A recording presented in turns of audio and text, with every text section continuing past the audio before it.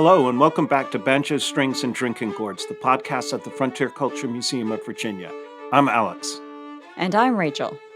Today, we have a special guest, Misti, who has been on the podcast many times before, and she is going to talk about the Columbian Exchange, which really, when you look at our museum and what we're trying to show, this is at the heart and importance of what we do. So the first question we have for you, Misti, is what is the Columbian Exchange? Hi, Alex. The Columbian Exchange is the exchange of plants, peoples, animals, and diseases across the world following the voyages to the Americas by Christopher Columbus in 1492. These still ongoing transfers brought about profound changes in human history, both intentionally and unintentionally. The Columbian Exchange is second only to the development of agriculture and its effects on human history. For a couple of examples, Alex, potatoes, corn or maize, sweet potatoes, cassava or manioc, peanuts, most beans, squash, tomatoes, peppers, chocolate, vanilla, and pineapple were only in the Western Hemisphere before 1492. The only domesticated animals in the Americas before 1492 are dogs, alpacas, guinea pigs, turkeys, and Muscovy ducks. With the movement of people from the Old World into the Americas, diseases, many of which are zoonotic, were introduced into the Americas. And this term was originally introduced by Alfred Crosby in his landmark book, The Columbian Exchange Biological and Cultural Consequences of 1492, which was published in 1972. So previously, scholars and historians had largely focused on the human, especially European, influences upon nature.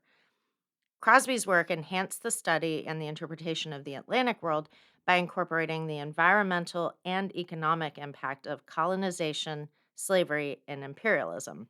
Crosby utilized interdisciplinary research to illustrate things like nutritional improvements in Europe, Africa, and Asia after the introduction of crops from the Americas. He also noted that some high demand Old World crops like coffee and sugar either grew better in the Americas or at least had more space to grow. And by the way, the Food and Agriculture Organization of the United Nations notes that potatoes follow only wheat and rice in importance as a food crop for human consumption.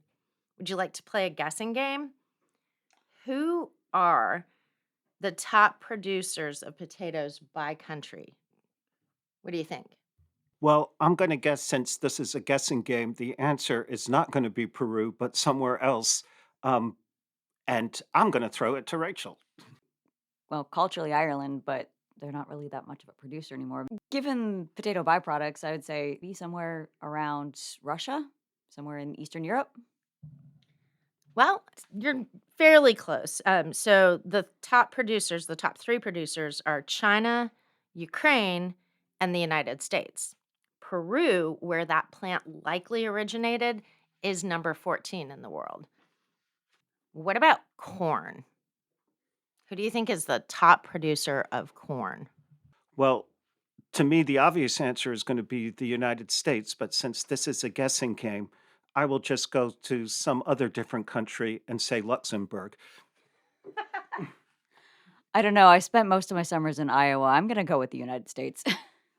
Yeah, it is the United States. And Mexico comes in second, but they're followed immediately by Nigeria, Indonesia, and France. France isn't really a place I think about when I think about corn. Now, the statistic that I found the most interesting is that Mexico is fourth in the production of peppers, with China, Turkey, and Indonesia taking the top three spots. None of those places utilized peppers before 1492, yet they've become a staple part of many of the dishes there that are considered cultural to those places. Really, the oft heard phrase of those who discuss the Columbian Exchange often runs on the lines of, "Can you imagine Italian food without tomatoes or Thai food without peppers, etc., etc.?" Now, the downsides of the Columbian Exchange are quite significant. And These facts might not have been evident to some in the historic periods we covered, but for Alfred Crosby, he was really the first to write about a much broader and multidisciplinary world history. In his creative way, he married ecology, anthropology, and biology to history. He wove together a narrative that went beyond the lofty stories of empire building. Interestingly, Crosby published in a time when scholars started looking at American history in a much broader Atlantic world context. These scholars were incorporating indigenous and African context to the already well covered European story. And these new scholars welcomed the blossoming environmental history field into the fold. To me, this mirrors the spread of colonization and exploration via a blossoming print culture in Europe. So, using scientific data and primary sources, Crosby argued that while the Columbian Exchange had some positive effects on the world, its overall impact was destructive. Populations that had no immunity were unexpectedly introduced to a raft of often zoonotic diseases simply because they had not lived among animals like cows, pigs, chickens, etc. And these successive microscopic invasions reordered the economies and polities of peoples in the America. Which now leads me to one of my favorite topics, strangely enough, smallpox, which we did do a podcast on the history of smallpox in the 17th and 18th century. But how did smallpox come to the New World? Well, Alex, long voyages from Europe originally served as a form of quarantine for passengers with smallpox, given that the disease is only contagious for a maximum of 1 month. Consequently, carriers would either succumb to the illness during the voyage or arrive at their destination with acquired immunity. In either scenario, smallpox did not endure the journey. However, with advancements in shipbuilding, such as improved sails and reduced crossing time, it inadvertently facilitated the transportation of new diseases like smallpox. Recently, scientific research has confirmed, by the way, that Europeans were introduced to one disease endemic to the Americas. It also starts with an S, and yes, it is the one you're thinking of. Speaking of moving populations, can you talk a little bit more about that and how it ties into the Columbian Exchange? That's a great question. So, the demand for profit and economic growth in quote, New World plantations were met with forced migration from places like Africa or Asia. And those places had experienced significant population growth, by the way, from the introduction of crops from the Americas, like maize or corn. Certain invasive species, especially pasture grasses, changed the ecology of some of the Americas. And you can thank Europeans, or curse them, depending on your take, for dandelions in lawns.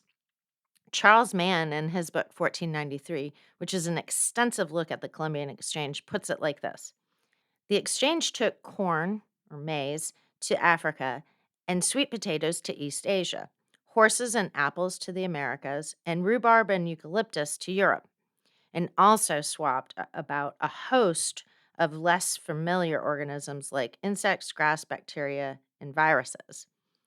So, in addition to people being moved, once again, lots of other things are being moved as well. And with this increased globalization, which is, by the way, squarely a byproduct of capitalism, we still continue to have this exchange with things like ship's ballast introducing zebra mussels to the Great Lakes, or in our immediate area, transport introducing the spotted lanternfly that is especially threatening to vineyards and orchards in the valley.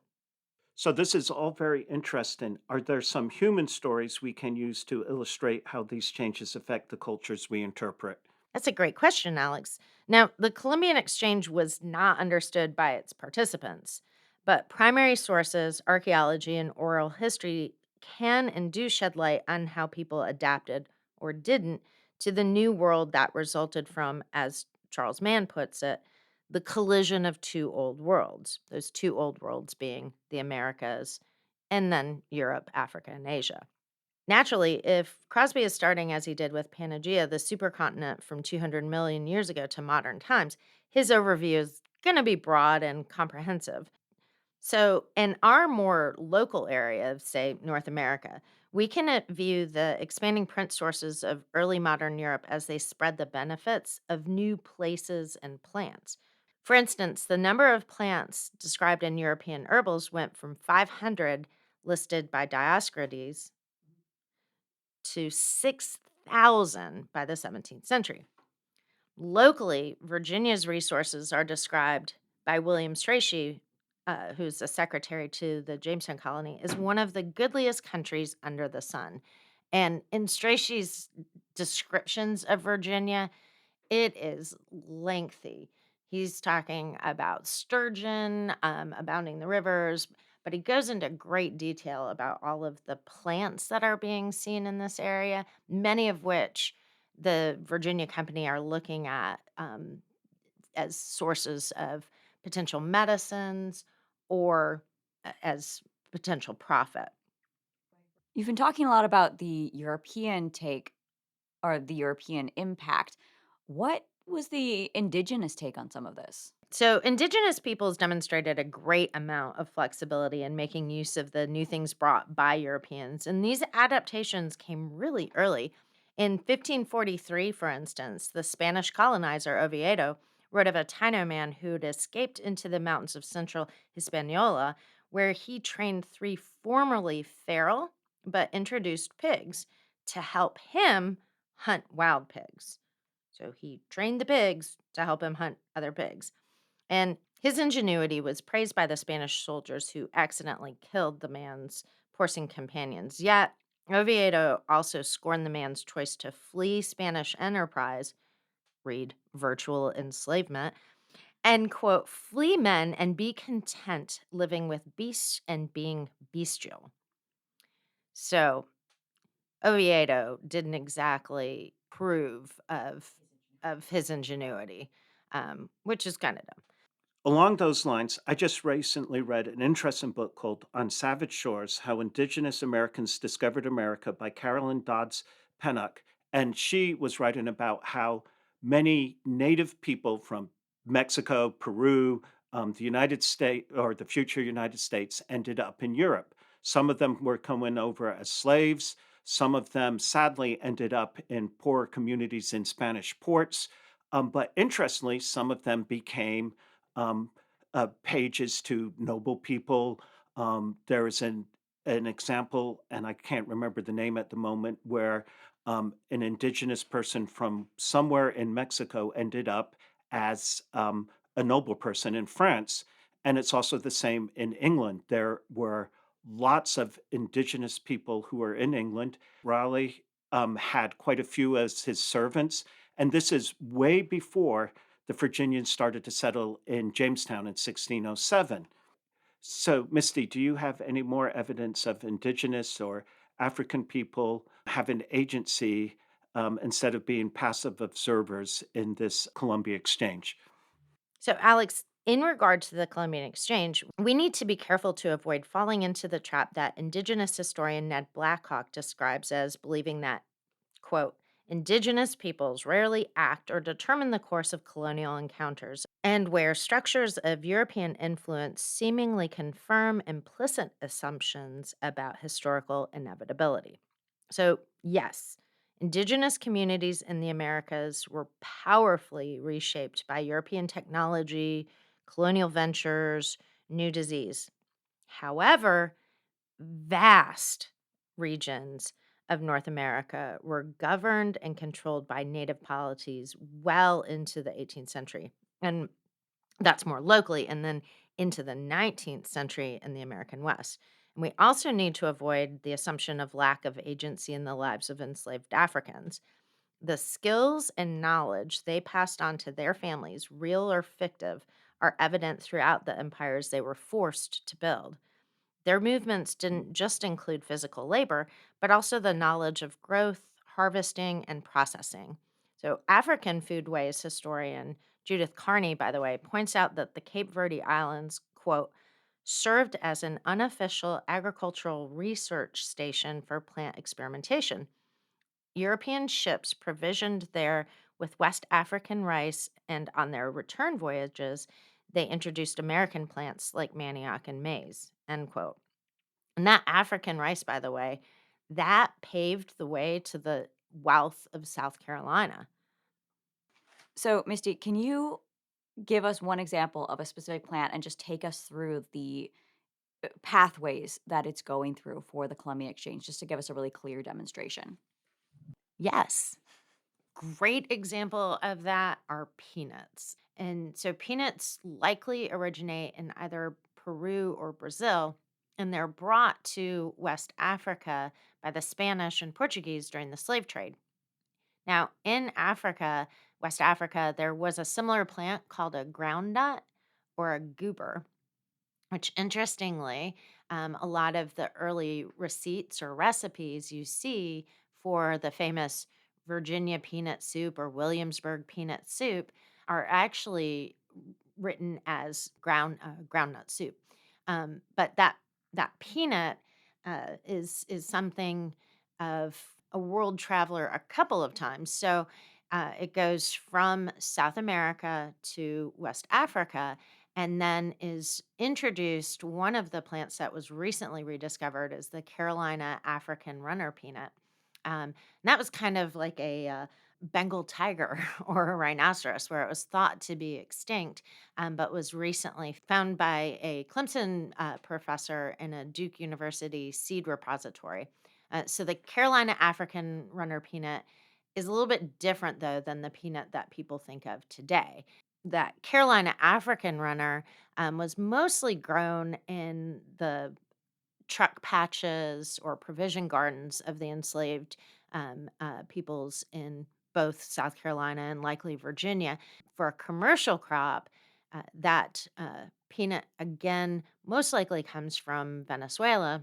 The Virginia peanut that most people know of for roasted peanuts, and that from first commercial crop of peanuts appears in 1840 in Waverly, Virginia. Which, by the way, I used to live right down the road from there. So Surrey County, Sussex County, all of that is kind of the peanut capital of the southeastern part of Virginia. But that plant did not originate in Virginia. It traveled all over the world before it became pretty famous. So, Misty, if anyone's interested, do you have any other reading that you might recommend? Yeah, I do. So obviously, start with Alfred Crosby's Columbian Exchange. Crosby also in the 80s wrote a book titled Ecological Imperialism: The Biological Expansion of Europe. And then more recently, Charles Mann wrote two books, 1491, which is really a look at the Americas before Columbus, and kind of bashes that concept of a vast virgin wilderness kind of story that people have told forever. And then he also wrote a 1493, which really delves into the Columbian Exchange and is my favorite of the two books that he writes. And then there's also Judith Carney's In the Shadow of Slavery: Africa's Botanical Legacy in the Atlantic World, and one that a bunch of us read at the museum, Creatures of Empire: How Domestic Animals Transformed Early America. Thank you, Misty, for all of that about the Columbia Exchange. My last question for you is, what is the one big thing you want us to take away from this? Thanks, Alex.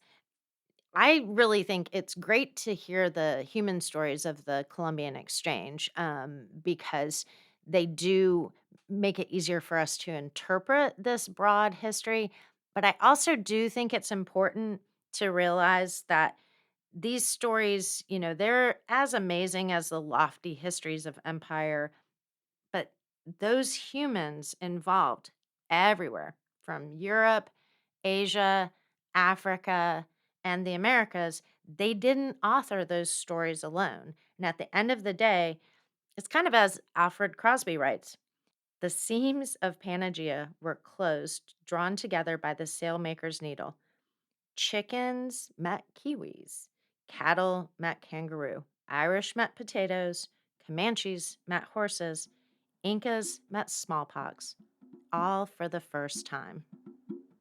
Thank you very much, Misty. And I do know that tonight, when I look at my dinner, I'm going to try to play a guessing game where all these foods originated.